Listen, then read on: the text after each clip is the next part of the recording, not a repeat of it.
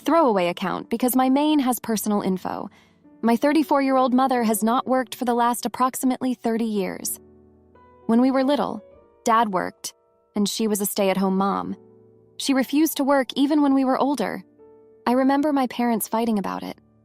After their divorce, Mom remarried almost instantly and relied on her much older husband, who died last year leaving everything for his adult kids and almost nothing for her. After the death of her second husband, Mom moved in with my brother and his wife. She was supposed to look after their kids while they work. This didn't work out and they are kicking her out, which is totally my mom's fault. I told her multiple times this would happen if she continued to act like she did.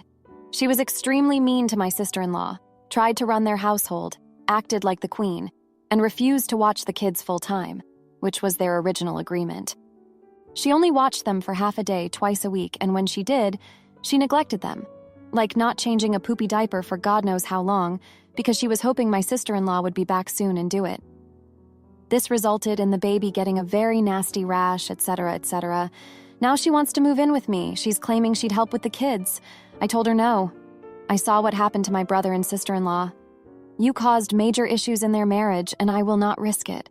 After all, you always told us adult children should never live with their parents. Yes, we were both kicked out at 18, right after we finished school. She started crying and saying she doesn't have anywhere to go. She has until the end of the month to leave my brother's house. I told her neither did I when she kicked me out at 18 and I went to live on my friend's couch. But I worked and eventually rented a room. So I guess that's what she should do. That's what everyone else does. She asked me to at least pay her rent until she gets back on her feet. I said no. You're a healthy, working-age person. You should not be freeloading. That's exactly what she told me when I was 18. We had a very big fight, but I refused to let her move in or give her money. I'm sure she should still have some from her inheritance, and I know for a fact my brother gave her money, so I didn't feel guilty at all. Now, multiple relatives are texting me, basically saying my sister-in-law and I are horrible people. My mom's dead husband's son called to scold me, telling me my mom is my responsibility and not theirs, so I should do what's right. I do not feel guilty, but perhaps that's what makes me the AH? Am I? I do feel bad about people claiming I'm a bad daughter, mainly because my mother was never a model mom herself. She never put her kids first and was generally disinterested in us, unless she needed something. I mean, if she were nice, I'd be happy to have her near. Now for a few comments before the update. Comment 1, not the idiot. You have the benefit of knowing exactly how she will act. If you take her in, you'll probably suffer every single day until you kick her out. Depending on how much money your brother gave her and how much she got from the inheritance, I might consider kicking in a little extra, just to completely wash my hands of the situation. But you're totally justified giving her nothing. And the fact that she's similarly pestering and guilting her husband's son does not make this your problem. Comment 2. When a relative calls berating you for not housing your mother, your only response should be, "I'm so glad you called and that you're so concerned. I'll let Mom know you've offered her lodging. Please reach out to her directly to make arrangements." Not the idiot. Now, for the update. Hey everyone, thanks for reading my previous post. I wanted to give you all an update on what's been happening over the last few days. After I refused to let my mom move in or give her money, things took a turn for the worse. She showed up at my doorstep with a suitcase, crying and begging me to let her stay. I felt terrible seeing her like that, but I stood my ground. I reminded her of how she treated my brother and sister-in-law, and how she kicked me out at 18 with nowhere to go. She got angry and started yelling, saying I was an ungrateful daughter and that she sacrificed everything for us kids. It was a huge scene, and my neighbors even came out to see what was going on. The next day, I got a call from my aunt, my mom's sister. She told me that my mom had called her, sobbing about how I had turned her away in her time of need. My aunt laid on the guilt trip thick, saying that families should always be there for each other no matter what. She even brought up how my mom had taken care of me when I was a baby, as if that somehow made up for everything else. I tried to explain my side of the story, but she wasn't having it. She hung up on me, and I felt even worse than before. Later that day, I got a text from my cousin, saying that my mom had reached out to her too. Apparently, my mom was telling everyone in the family that I was a heartless monster who had abandoned her. I couldn't believe it. She was playing the victim and making me out to be the bad guy, when she was the one who had caused all these problems in the first place? I started to second-guess myself. Maybe I was being too harsh. Maybe I should have given her a chance. But then I remembered all the times she had let me down, all the times she had put her own needs before mine and my brother's. I thought about how she had treated my sister-in-law and how she had neglected my niece and nephew. I knew I had made the right decision, even if it was a hard one. The next day, I got a call from my brother. He told me that my mom had shown up at his house demanding to be let back in. When he refused, she had a full-on meltdown, screaming and crying and throwing things. My sister-in-law had to call the police to get her to leave. I felt sick to my stomach. I knew my mom was desperate, but I never thought she would go that far. That night, I couldn't sleep.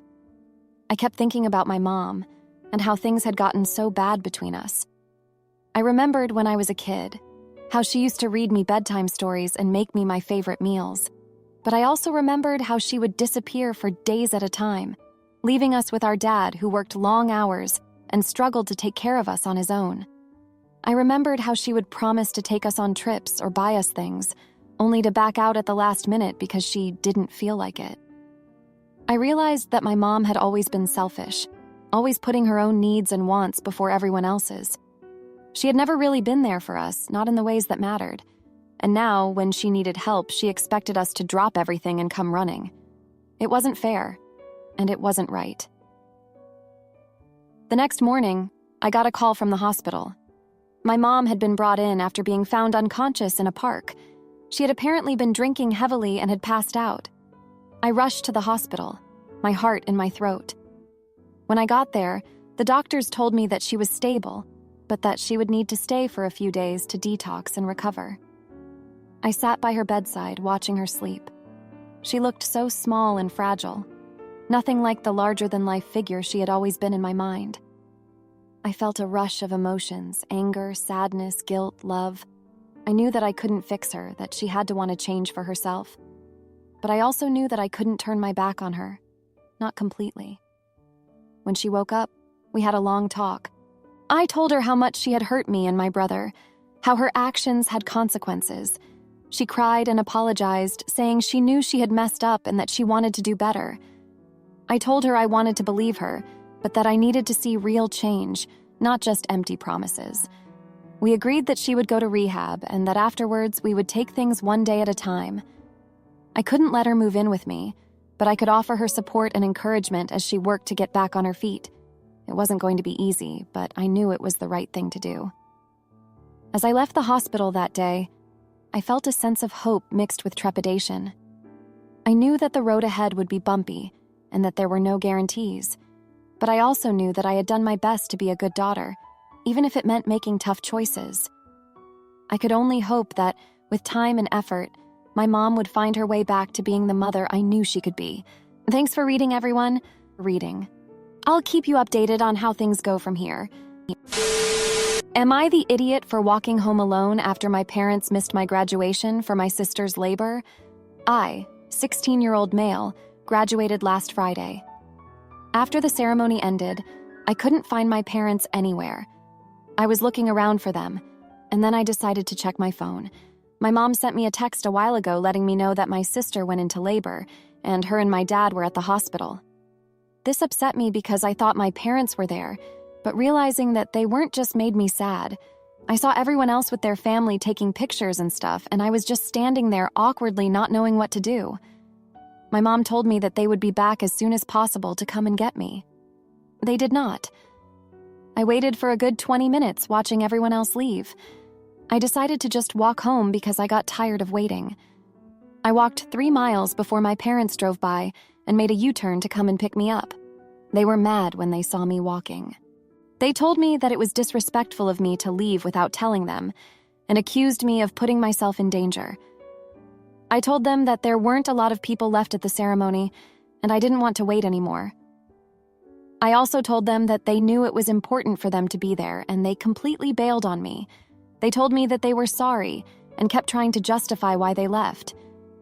I told them that it doesn't make sense for them to leave when my sister's husband was there with her, and if they really wanted to abandon me, they could have at least had one of them stay with me. But they left me with no one to watch me, and ruined what was supposed to be a good day for me. My sister didn't even give birth that day. She gave birth like 18 hours later, which pissed me off more. The problem is, my parents are upset with me because they wanted to take another picture of me with my cap and gown on, but I refused. The one they took of me in the car, I wasn't smiling, and my parents wanted a redo because of it. I told them no. I said that if they already had a picture of me, that's all they are going to get. I told them that there are pictures of me on my school's Facebook page and they can screenshot it from there or leave it alone. If they choose to attend my college graduation, they can maybe see me in another cap and gown. But until then, I don't see why I have to put it on just for them when they chose to miss it. They feel as if I'm punishing them by not allowing them to take a picture of me. I just feel like if they wanted a picture, they should have been there. Other than that, they can use the ones on Facebook, the one in the car, or none at all. Now for a few comments before the update. Comment 1. To be honest, I think not the idiot. It would be different if your sister was alone or in distress, but she wasn't. It also sounds like it was her first, which notoriously takes hours and hours. If she was safe and had her husband with her, they could have waited a couple of hours with you and then all gone together. Or, like you said, one of them stayed. Is she the golden child? Edit. I'm aware that not everyone's first takes a long time. It's just a longer average than subsequent. Obviously, that includes many shorter labors too. Edit 2. Wow, I can't believe over 8,000 people liked my little comment. Thanks, guys. Comment 2. I sense this might be unpopular, but not the idiot.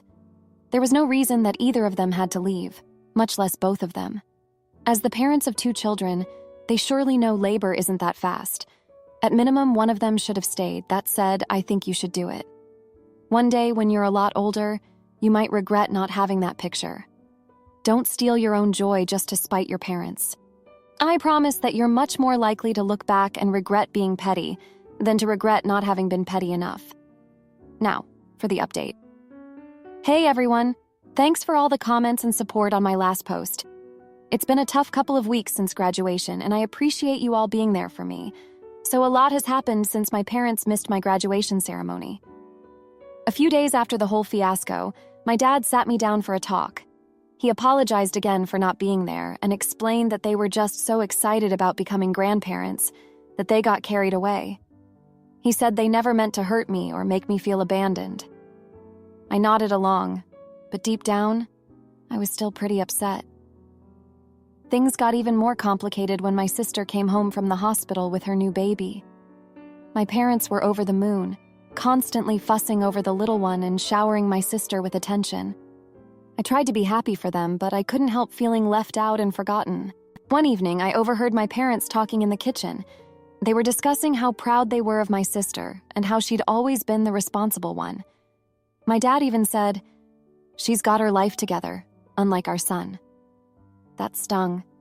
I knew I wasn't perfect, but hearing my own father compare me to my sister like that hurt more than I expected. I started spending more time in my room, avoiding family gatherings and feeling increasingly isolated. My mom noticed and tried to talk to me about it, but I brushed her off, saying I was just tired from studying for my upcoming college entrance exams. The truth was, I was struggling. I'd always looked up to my sister, but now I felt like I was living in her shadow. I started questioning my own choices and wondering if I'd ever be good enough in my parents' eyes. Things came to a head last weekend when my sister and her husband came over for dinner. Everyone was cooing over the baby, and I felt like an outsider in my own home. I tried to join in the conversation, but it seemed like every time I spoke, someone would cut me off or change the subject. Finally, I couldn't take it anymore. I excused myself from the table and went to my room, slamming the door behind me. My mom came to check on me, but I pretended to be asleep. I heard her sigh and closed the door softly behind her. Looking back, I realized I should have talked to my parents about how I was feeling. I know they love me, but sometimes it's hard to see past the hurt and resentment. I wish I could go back to that dinner and speak up for myself, but I let the moment pass me by.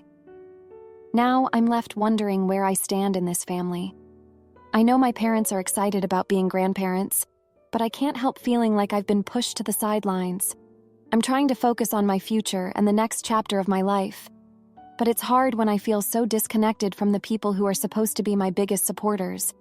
I don't know what the future holds, but I do know that I need to find a way to communicate with my parents and let them know how their actions have affected me. It won't be easy, but I owe it to myself to try. Anyway, that's where things stand now. Thanks again for listening and for all your advice. It means a lot to know that I'm not alone in this. Am I the idiot for not giving money to my mom after she criticized my wealthy lifestyle? I, 34-year-old female, have a difficult relationship with my mother. She had me when she was 17 years old and was addicted to various substances while I was growing up. She would leave me with whoever was willing to watch me for days on end, and I ended up mostly raising myself. I left home at 16 and couch surfed with various friends until I was able to get my own place. At 25, I met my now husband, and we got married 3 years later. His family is the complete opposite of mine, and they are incredible. They are so loving and warm that I honestly consider his parents as my own and call them mom and dad. They also happen to be quite wealthy, but that is not something I care about. I mention it because it matters to the story. Last year, my mother reached out to me after a decade of not speaking to her. She wanted to reconnect and introduce me to my little sister, who was 2 years old. I was confused because I hadn't even known she had been pregnant, but it turns out she was a surprise baby. I thought maybe she had changed, and if not, I wanted to make sure the child was okay. At first, it seemed like things had changed, and she was making an effort. This illusion lasted for the first few visits over 6 months, but then she broke down. She told me she couldn't handle the responsibility and asked me to take my sister. My husband and I had a long talk about it. We had been struggling with infertility and had been considering adoption anyway. We told her that if we were going to do this, we wanted to do it right. So we had his family's lawyer ensure it was a legal adoption and airtight. This process took several months. My in-laws adore my little sister and consider her their granddaughter. They have even set up a trust fund for her. We allow my mother 1 supervised visit per month so she is not completely cut off from my sister. However, during these visits, things went badly. My mother saw how my sister was dressed and the expensive toys she had, and she realized we had money. She started to criticize us for not telling her about our wealth and claimed that if we had just given her money, she wouldn't have given us my sister because she could have taken better care of her. I told her that while we do have some money, it is mostly my husband's parents' money, not ours. So she had no right to know about it. I also told her that I wouldn't have given her money anyway because I didn't trust her. She broke down and called me a selfish witch who had never considered how hard things were for her. Now I feel guilty. My husband has told me that if I want to feel better, he'll give her money. But that seems like a bad idea because she would likely use it poorly or quickly spend it and then expect more. Despite this, I do feel bad.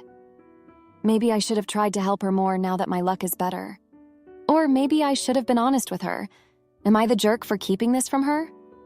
Now for a few comments before the update. Comment 1. Not the idiot.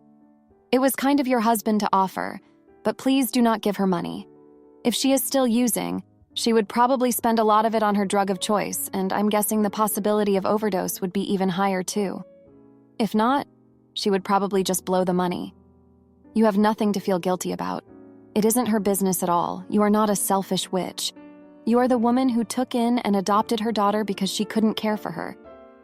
May I suggest stopping the once-a-month visit until she can behave? Because you don't need to go through that while doing her a favor. Also, she may try to steal your valuables to get money.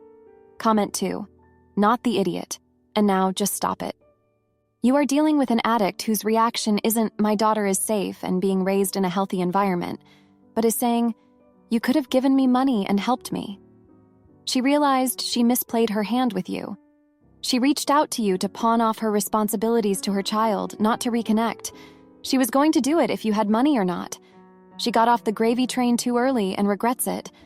Focus on your family and happiness. She'll bleed you dry. I'm sorry and hope I'm wrong, but I've seen and lived this. Now for the update. Hey everyone, thanks so much for your comments and support on my last post. It means a lot to me. It's been a week since I last updated you all, and a lot has happened. After my mother's outburst during the supervised visit, I was feeling really guilty and conflicted.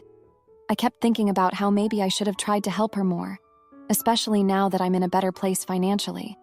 My husband could see how much it was weighing on me, So he suggested we invite my mother over for dinner to talk things out. I was nervous about it, but I agreed. When she arrived, things were tense at first.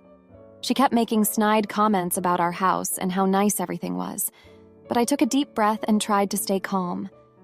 I explained to her that while my husband's family does have money, it's not ours to just give away. I also told her that I loved her and wanted to help, but I needed to know that any money we gave her would be used responsibly.